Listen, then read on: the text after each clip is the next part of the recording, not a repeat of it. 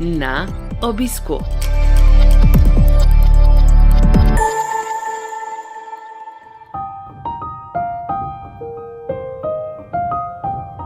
Dobrodošli v novi epizodi serije podkastov Na obisku, ki nastaja v produkciji Slovenskega združenja bolnikov z limfomom in levkemijo.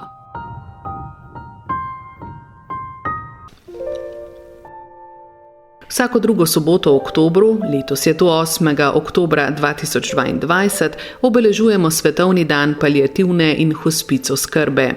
Izkušnja žalovanja ob izgubi bližnje osebe združuje ljudi po vsem svetu, zato Mednarodna zveza za paliativno in hospic oskrbo ob letošnjem mednarodnem dnevu poziva države, da v nacionalne strategije vključijo oskrbo ob izgubi in žalovanju.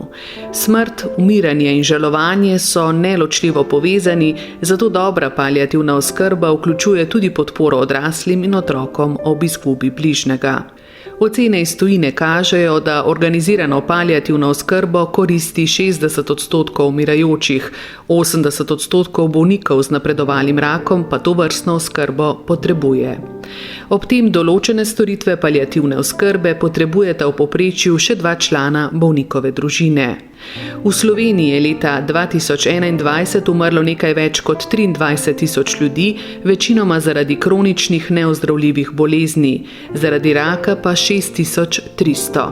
Dodatno je v zadnjih letih na večje potrebe po paliativni oskrbi vplivala še povečana stopnja umrljivosti med epidemijo COVID-19.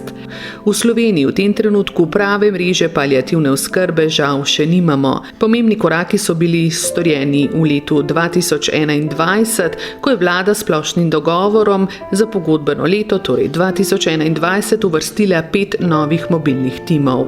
Na Onkološkem inštitutu so bili med prvimi, ki so to novost uspeli vzpostaviti in s katero so dopolnili dotedanjo dejavnost paliativne oskrbe. Odzivi bolnikov so pozitivni, saj jim obiski na domu in strokovna podpora veliko pomenijo. Je ob Svetovnem dnevu paliativne in hospic oskrbe povedala doktorica Maja Ebert-Moltara, doktorica medicine, vodja oddelka akutne paliativne oskrbe na Onkološkem inštitutu Ljubljana. Paliativna oskrba ni samo za bolnika, ampak je podpora tudi celotni družini in tudi celotnemu zdravstvenemu sistemu, da okrog bolnika naredimo neko mrežo, ki mu omogoča kvalitetno življenje vse do smrti in pa podporo potem svojcem v času žalovanja. Zdaj, številke so tiste, ki je prav, da jih poznamo, koliko ljudi v Sloveniji umre. V letu 2021 je umrlo 23.000 bolnikov, ne samo zaradi bolezni raka, ampak zaradi tudi drugih neozdravljivih bolezni in velik del teh bolnikov bi potrebovalo paliativno oskrbo. Seveda, o raku smo že slišali te številke, 6.300 približno letno jih umre. Veliko jih pozdravimo, ampak nažalost veliko je pa še vedno nažalost tistih, ki jim ne moramo pomagati in je treba poskrbeti za njih tudi v tem zadnjem obdobju in tudi v obdobju umiranja. Kako imamo mi načeloma zorganizirano paliativno oskrbo? Leta 2010 je bil državni program, ki je predvideval razvoj paliativne oskrbe regionalno in v vseh regijah naj bi delovalo dvostopenjska paliativna oskrba. To se pravi osnovna paliativna oskrba in pa specializirana paliativna oskrba. Osnovna paliativna oskrba pomeni zagotavljanje te dejavnosti v obliki vse podpore, ki jo delajo družinski zdravniki. Družinski zdravniki nosijo res velik del te odgovornosti. Potrebno je paliativno oskrbo zagotavljati tudi na vseh oddelkih bolnišnic, kjerkoli so ti bolniki obravnavani. In vsaka bolnišnica v Sloveniji bi bilo prav, da bi imeli tudi specializiran oddelek, tako kot ga ima Onkološki inštitut. Po tem državnemu programu naj bi Slovenija imela, ko bomo med razvitimi, kar se tiče paliativne oskrbe, naj bi imeli 150 do 200 postelj za specializirano paliativno oskrbo in pa en mobilni tim na 100.000 prebivalcev. Smo boljši, kot smo bili 10 let nazaj, ampak še daleč od tega, kar bi dejansko po tem državnem programu želeli dejansko imeti. To je regija, ki jo pokriva naša mobilna enota, če tako pogledamo. Ta osrednjeslovenska regija je relativno velika, ne samo, da je velika, je tudi dejansko deluje v centru zdravljenja onkologije in zato se k nam obračajo tudi bolniki iz vzhoda in zahoda in zato imamo veliko več bolnikov, kot bi jih predvidevali, tako da imamo kar velik pool bolnikov. Potrebe teh bolnikov se skozi čas spreminjajo in to je treba dejansko vedeti in vedeti je treba, da je treba skrbeti ne samo za bolnika, ampak tudi za svojce, ki skozi čas potrebujejo različno podporo. To se pravi, tlele še enkrat poudarjam, paliativna oskrba ni samo zadnje obdobje umiranja, to se pravi zadnji dnevi, tedni življenja, ampak paliativna oskrba je mnogo širša.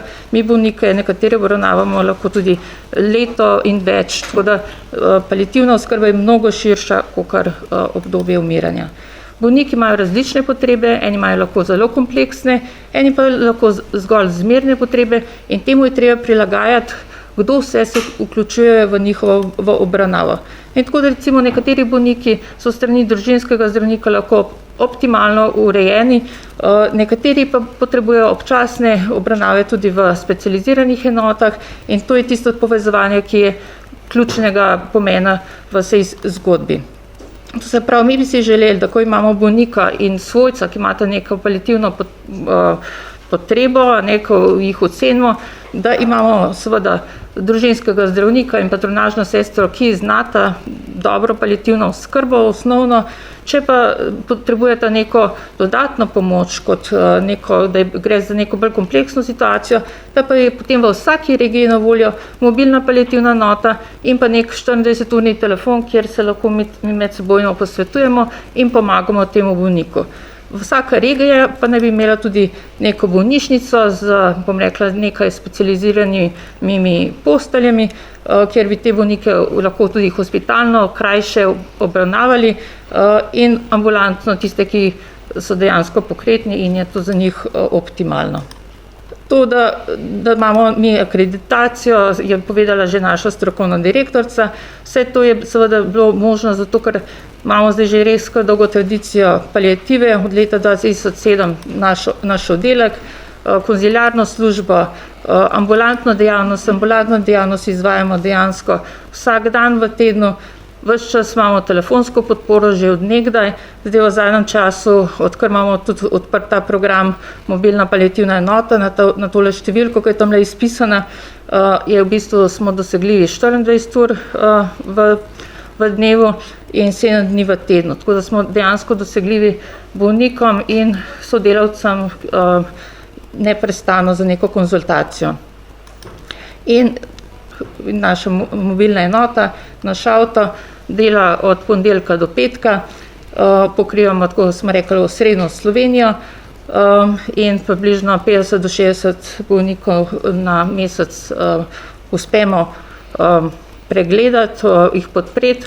Dejstvo je, da bi bile potrebe veliko večje, ampak dejansko imamo trenutno še problem zaradi kadra in to je tisti naš največji problem, zakaj se to dejavnost ne da še dodatno razširiti. Mogoče klele bi še izpostavila telefonske klice, ko sem prej govorila o 24-urni številki.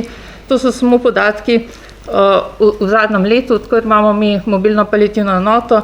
Od lani septembra, ko smo začeli z mobilno enoto, 240 klicev, v prejšnjem mesecu jih je bilo že skoraj 500. To se pravi, ne gre za telefonski klicev, gre za 500 telefonskih obravnav. Se pravi, ena obravnava je lahko tudi več telefonskih klicev potrebuje. Tako da to se res, ta prepoznavnost se širi, ampak še vedno so pa ljudje, ki pa tega ne vedo, ne poznajo in se tudi potem se jim ne da pomagati. Ker marsikdo še ne pozna, kaj to je in kaj je v temu dobrega. Marsikdo še vedno vidi tukaj neko stigmatizacijo oziroma ima občutek, zdaj so me pa odpisali, zdaj pa je vsega konc. Ravno obratno, paliativna oskrba res pomaga pri izboljšanju kvalitete življenja, pač ne ozdravljuje bolezni, ampak delamo na tem, da bolnikom in svojcem pomagamo. Trenutno v Sloveniji skupno deluje 6 mobilnih paliativnih timov, a po načrtih državnega programa paliativne oskrbe iz leta 2010 bi jih morali imeti vsaj še 2-krat toliko. Omenjeni državni program predvideva tudi 150 do 200 postelj za specializirano paliativno oskrbo, razdeljeno po vseh bolnišnicah v državi. A v praksi delujeta le oddelka v Splošni bolnišnici Slovenj Gradec in na Onkološkem inštitutu v Ljubljani, kjer imajo skupaj 15 postelj. No, mobilni paliativni tim Onkološkega inštituta na domu obišče med 50 do 60 bolnikov z rakom na mesec. Z mobilno paliativno enoto želijo podpreti bolnike, ki želijo svoje zadnje obdobje življenja preživeti v domačem okolju, in izkušnje kažejo, da je takih bolnikov in njihovih bližnjih zelo veliko, je povedala strokovna direktorica Onkološkega inštituta v Ljubljani, izredna profesorica dr. Irena Oblak. Pomembno je, da bolniki dobijo ustrezno paliativno oskrbo dovolj zgodaj in na vseh ravneh, saj tako dokazano lahko ohranimo in celo zvišamo kakovost njihovega življenja. Na inštitutu paliativno oskrbo izvajamo na vseh kliničnih oddelkih. Na našem oddelku za akutno paliativno oskrbo, ki je letos obeležil 15-letno letnico delovanja, pa se poleg specialistične paliativne oskrbe izvajajo tudi druge aktivnosti, kot so izobraževanje, raziskovanje, s čimer kot terciarna ustanova za onkologijo zagotavljamo razvoj paliativne oskrbe po vsej državi. Večina bolnikov z neozdravljivo boleznijo, ki jih obravnavajo v ambulantah družinske medicine, potrebuje osnovno paliativno oskrbo. V nekaterih primerih, predvsem ob poslabšanju bolnikovega stanja, ta podpora postane bolj kompleksna, saj je treba obvladovati več simptomov in težjih stanj. Paliativna oskrba vzgaja in krepi pozitiven odnos do sočloveka ter je odraz zrelosti in humanosti družbe. Tako pa je vlogo in nalogo paliativne oskrbe opisala družinska zdravnica dr. Eva Gorup-Cedilnik, doktorica medicine, strokovna vodja zdravstvenega doma Vrhnika. Paliativna oskrba je tudi pri nas vsakdanje delo. Praviloma seveda zdravniki družinske medicine izvajamo, velikokrat prvi prepoznamo bolnikove potrebe, izvajamo neko osnovno paliativno oskrbo. S tem s svojimi sodelavci, tukaj moram predvsem poudariti vlogo patronažnih sester, ki so velikokrat res ključna oseba, ki pomaga pacientom in njihovim svojcem pri paliativni obravnavi oziroma pri spremljanju pacienta skozi celo njegovo bolezen, in brez katerih bi bila naša oskrba res bistveno slabša. Super je, ker imamo zdaj tam mobilni paliativni tim, to je pa zdaj nedavna pridobitev, ki je za paciente res velika dobrobit, pa tudi za nas, ker se lahko mogoče marsikdaj izognemo kakšnemu neprijetnemu postopku, neprijetnemu izletu v Ljubljano, ki potem pacientu ni potreben. Tako da jaz bi tudi poudarila tukaj predvsem to, da po eni strani je zelo važno, da tako zdravniki oziroma zdravstveno osebje, bom rekla, kot vse ostale podporne službe in kot družba razumemo to potrebo po paliativni oskrbi. Važno je, da pacientom predamo to vedenje, kaj jim to nudi, kaj to za njih pomeni, in seveda važno, da vsi skupaj sodelujemo pri tem, ko to zagotavljamo. To je mogoče najbolj potrebna stvar.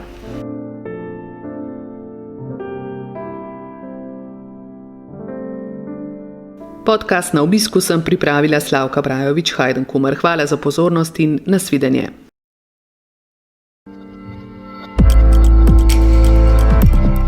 V našo družbo vabljeni spet čez 14 dni. Naslišanje.